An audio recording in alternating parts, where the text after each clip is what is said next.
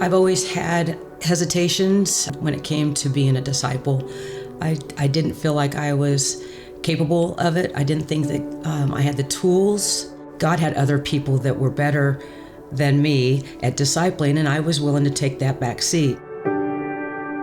Around the first of the year, I started praying heavily on it. I knew that it was something Jesus really commanded his disciples. I just asked him, Lord, please bring me someone that I can minister to. Please give me the wisdom. Please help me. I knew I couldn't do it on my own. About 6 months later, I get this random phone call, and it's from a coworker I used to work with at probation in California 20 years ago. The first thing out of my mouth was, hey, guess what? Ron and I have moved to North Carolina and we're Christians. She was really in this really horrible place, just basically looking for someone that she can connect with and talk to. And, we talked for hours, it seemed like. Shared my story, shared Ron's story, how God was working in our lives.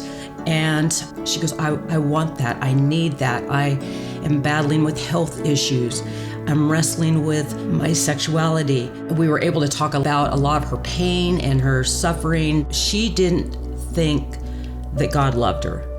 Like me, she didn't know how to navigate the Bible. And I sent her a list of chapters to read and books to read. And as she was reading them, she was really doing a good job interpreting them. And then she would give me, 15 questions, and I would research them and give her answers. And her next step was, I want to be saved.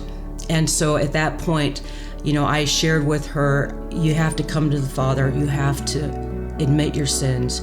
You have to ask for forgiveness. You have to accept Jesus into your heart. About 2 days later, I get a text in the middle of the night, and it was, hey, I just want to let you know that I've been sitting out in the dark, out on the porch. The wind's been blowing. I've been sitting out here talking to God, and I confessed everything to him. And I feel amazing. He heard every word that I said, and I've been saved. I know this is it. It was definitely a lot of tears. We were really, I was so impressed and so happy for her. She has gone from being worried and feeling helpless to feeling light, to feeling hopeful, to knowing that God is in control. It's amazing how far she has come in 6 months.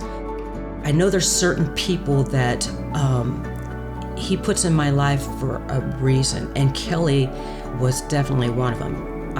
There was no other reason for us to reconnect after 20 years.